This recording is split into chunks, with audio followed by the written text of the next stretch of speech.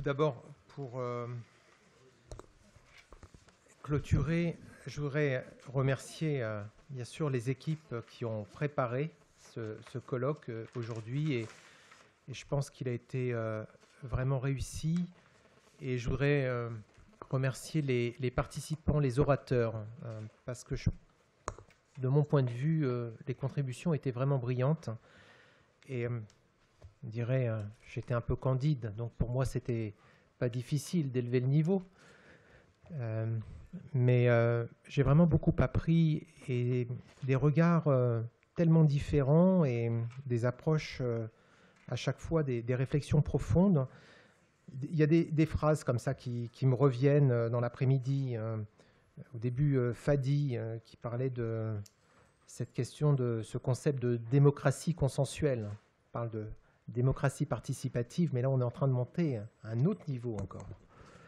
Ça, c'est ce que j'ai appris aussi du Liban, de mon passage au Liban.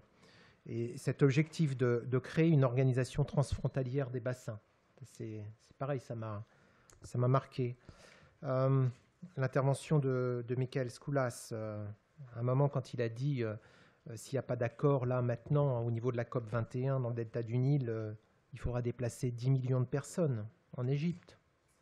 C'est que chacun prenne conscience des urgences auxquelles nous sommes confrontés. Mauricio Martellini, avec cette idée de créer un think tank, ce groupe de travail pour étudier donc, cet impact du changement climatique dans la Méditerranée. Serge Lepelletier, bien sûr, et sa phrase « l'eau ignore les frontières, les fleuves ignorent les frontières », que ceux qui sont les ardents défenseurs du nationalisme se rappellent cette phrase. Et donc, on a tous besoin les uns des autres aujourd'hui pour avancer. Il y a Georges Commer qui est revenu aussi sur ce concept important d'avoir les données et de cette difficulté de recueillir ces données. Et à un moment, il a dit il y a des désaccords entre les pays sur les données concernant l'eau. Et l'intervention du ministre Shada Attali, qui rappelle que c'est un préalable. Comment voulez-vous discuter ou négocier si vous n'avez pas ces données? Alors, Sophie Oconier est partie. Elle a une autre citation. J'avais fini tout à l'heure sur une citation de Sophie. Et en fait, elle a une autre citation. Elle dit « Il y aura une vie après le pétrole. Il n'y aura pas de vie après l'eau. » Et je crois que c'est très, très vrai. Mais je vais finir cette fois par Pierre Roussel. Ce qu'il a dit à un moment, c'est qu'on ne fera pas la paix sans l'eau. Et donc, il y a vraiment besoin de cette hydrodiplomatie. Merci à vous.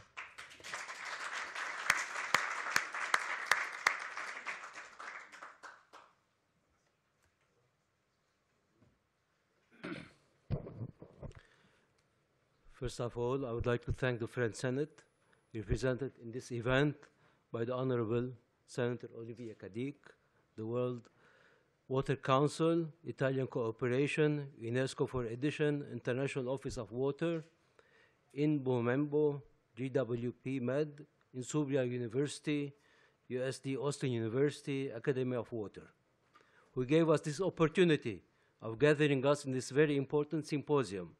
I would also like to thank Dr. Fadi Emeir for promoting the scientific and logistic organization of this event.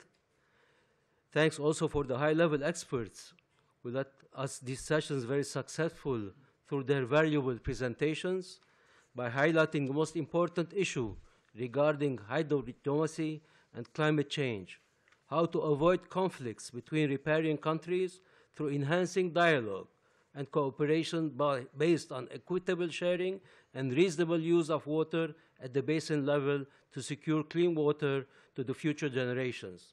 I would like to pass the floor to Dr. Fadi Emeir for his recommendations. Thank you, Your Excellency, for your continuous support concerning all the action that we are enhancing not only in Lebanon, but in the Mediterranean basin and in France also. And also I would like to thank Senator Olivier Cadic also for initiating and this organization of this very important forum within the spirit of the COP 2021. I would like finally also, before I read the recommendation in English and in French, to thank the team who supported me in order to make this event happen. First of all, Joumana and Hervé Piglowski. Merci Joumana pour tout ce que tu as fait dans le cadre de l'organisation. Merci. Madame Anne Debar aussi, qui est la présidente du protocole. Ainsi que mes assistants au ministère, Marwan Saadé, Milad Mallah. Ne pas oublier aussi Natacha Reinholz qui a aidé aussi les équipes du ministère dans l'enregistrement, etc. Your Excellency, I'm going to read the first 5 of the recommendation in English and pass after to other recommendations that we have highlighted in the discussion after the session here. First of all, the first recommendation of Your Excellency is to support the action agenda related to the 21st conference of the party to the United Nations Framework Convention on Climate Change, COP21, especially for initiating and strengthening necessary adaptation action in the rivers, lakes, aquifers, and large wetland basins through a joint, participative, integrated, and sustainable water resources management. Second, local authorities and communities, economic sector, and civil society should be better associated in involving the management of the basin, including the definition and implementation of adaptation measures. Third, mobilizing new and increasing funding dedicated to climate change adaptation in basins is essential. Therefore, new basin organizations, such as the one we have initiated, the Orontes Basin with WGP, and others, existing ones, should be financed and strengthened to facilitate the cooperation, coordination, and exchange of information. Without the exchange of information, we won't be able to participate to any negotiation. And finally, concerning the dialogue. Number 4, cooperation and exchange should increase between the institutions involved, especially among the basin organizations at the global and regional level, in order to facilitate the transfer of experience and know-how on best practices in basin management and adaptation to climate change. 5, parallel action at various levels, effective water demand, improved and advanced management approaches, innovative technologies for minimizing the water losses, and effective use of energy, promotion and wise use of non-conventional water resources with the concept of the new water mass that have been highlighted in the final remark by Hervé Lenné. This should be appropriate within regulatory frameworks, adequate funding, international cooperation, and comprehensive education and awareness and raising campaigns. There is also a lot of recommendation highlighted by Your Excellency that we will be publishing this on the different network, the networks of Membo-Imbo, the network of GWP, the network of Académie de l'eau et l'Académie d'éthique. D'autres recommandations ont été aussi signalées durant les différentes sessions. Je voudrais en lire 2 et donner la parole après à Pierre qui va conclure. Tout d'abord, la culture de l'eau et l'éducation. Thème qui m'est très cher en tant que professeur d'université aussi, qui est très cher à toute l'assistance. Donc la culture de l'eau et le rôle de l'université peuvent être des moyens importants, utiles et indispensables pour lever certains défis spécifiques en matière de développement durable et pour optimiser le concept d'utilisation équitable de cette ressource au niveau géopolitique, pour les cours d'eau internationaux. Et la seconde recommandation qui touche la sécurité, renforcer la sécurité des infrastructures grâce à une bonne gestion des risques et des opérations au niveau du bassin pour éviter les catastrophes et les conflits qui pourraient survenir entre les pays riverains. Je vous remercie. Je te passe la parole, toi. Diable, je ne savais pas qu'il m'appartenait de conclure. Mais bon, Toi et Michael. Et Michael, donc il appartiendra à Michael. Voilà. Moi, je voudrais revenir sur une expression qui a été prononcée par M. Guillou dans son dernier exposé, c'est le mot de gouvernance. On n'en a effectivement pas parlé beaucoup, or c'est fondamental. On est capable, nous, techniciens, scientifiques, universitaires, de proposer des tas de solutions à des tas de problèmes. Le seul ennui, c'est qu'on va proposer des solutions dans notre domaine, puis d'autres, dans d'autres domaines tout aussi vitaux, vont proposer d'autres solutions, et puis il faut que quelqu'un décide. Il faut que ce quelqu'un soit représentatif de la population. Ça, c'est quand même la moindre des choses. Ça veut dire simplement que la démocratie reste en la matière le meilleur des systèmes. Et puis après, il faut que cette décision, elle soit suivie d'effets. Et c'est pas forcément, on ne gagne pas à tous les coups. Je crois que c'est le général de Gaulle qui disait que l'expression à tout prix n'a pas de sens. Tout a forcément un prix et après, il faut savoir si on le paye et comment. Il se trouve, Jacques, que quand j'étais le patron de l'inspection générale de l'environnement, il y a une douzaine d'années, tu as demandé à ce qu'on réfléchisse sur la vulnérabilité des systèmes d'eau potable en France face au terrorisme. Sujet évoqué à l'occasion d'une question comme ça. Donc, tu n'as pas apporté de réponse dans le détail, je ne le ferai pas non plus. Simplement, on a réfléchi, on a travaillé, on a créé un petit groupe. C'est le seul rapport d'inspection générale que j'ai rédigé et dont je ne possède aucun exemplaire. Ils sont tous classifiés au titre de la défense nationale et je n'en ai jamais vu un seul, même la partie que j'ai écrite. Toujours est-il qu'on a trouvé des solutions techniques, puis on peut faire ci, on peut faire ça, puis là on a sorti des calculettes et on a regardé combien ça coûtait. Alors le ticket d'entrée de 2 milliards de dollars qui nous a été en gros cité tout à l'heure, ben on était dans ces eaux-là, hein, pour la France. À partir de là, on fait quoi? On commence par quoi? Puis on fait ça où on consolide les réseaux électriques, ou bien on fait des universités, des hôpitaux. Ça, c'est un vrai problème de gouvernement. Ce n'est pas à nous de le prendre, mais il faut que quelqu'un le fasse.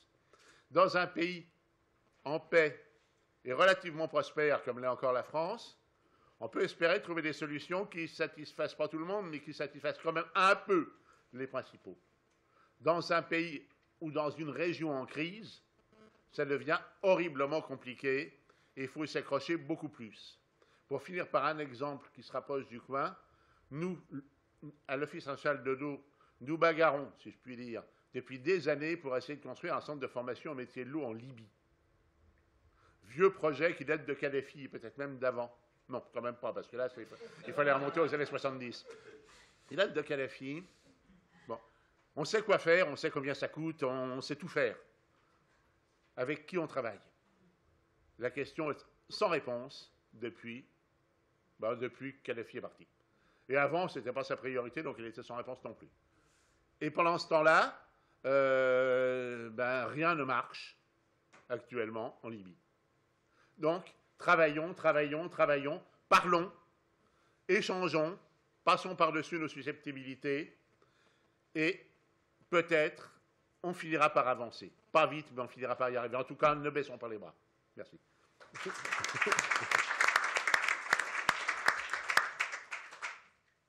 Michael, please. Thank you. I don't know if I can add things to what it has been said. I just wanted to share with you some points I collected from the discussion and some thoughts starting from the very word diplomacy, which is a Greek word, but the origin is not clear because there are two interpretations. The one is the same as the diploma, that is a folded paper that the diplomats had, so the credentials. The other is double eye. So is something that when you play with your eye, not necessarily be very honest all the time. So you have two people, and so again, here we come a little bit with the discussions we had, because we saw in our discussion the diplomacy having as driving forces almost innocent or naive ethics or cynicism. And you question yourself, where do you put hydrodiplomacy? I think in both. I mean, hydrodiplomacy is not a new type of diplomacy in the sense that it is important, it has an important objective, and it starts its influence through water. But in fact, it cannot replace other types of diplomacy, and we have to understand that as a very important and very substantial contribution to a goodwill diplomacy, the same as science diplomacy, the same as other types of diplomacy, trying as an entry point common sense, and also focusing on something which, as Minister Attili mentioned before, is so basic that nobody could contest that this has to be in the center of our discussion, even if we cannot solve all the problems we have. And actually, I give, and this has been because we, under Minister Nazarian and with the help of Fadi, we have discussed in examining the approaches of Lebanon as the first country outside the UNECE to join the UNICE Convention, followed by Jordan and the rest. And one of the examples we have presented there is that now there is a memorandum of understanding between Greece, former Yugoslavian Republic of Macedonia, Kosovo, and Montenegro for the Drin River. And imagine that Kosovo is not recognized by Montenegro. The name Fyrom is a question mark between Greece and this republic, and still we had the agreement. Why? Because of water. So my conclusion is that the usefulness of hydrodiplomacy is the practical, actually, approaches that it takes. And we have already some good practices on that. I think that the driving forces behind our motivation is different for all of us, different people. Some are more idealistic, some are driven by power. So I think that one way that this colloquium showed us is that the no-regret actions that we have under the integrated water resources management, together with the integrated coastal zone management, together with all what we have under the adaptation, the existing, already existing conventions, and the already existing institutions are still useful, although we are in front of a new world. And instead of changing, instead of abandoning them, I think gradually, and also through these kind of discussions, we are changing gradually. We have the evolution of institutions and the evolution of even the content of education. When we are talking about education, yes, it is important, I said it many times, but the content of this education is always constantly changing. So I think that I close by saying that we need, in addition, in the Mediterranean, to strengthen what we have, particularly the strategy, the action plan, the Mediterranean strategy of education for sustainable development, the Mediterranean strategy of sustainable development. All these have chapters on water. All this together is a body on which countries need actually to base their national policies.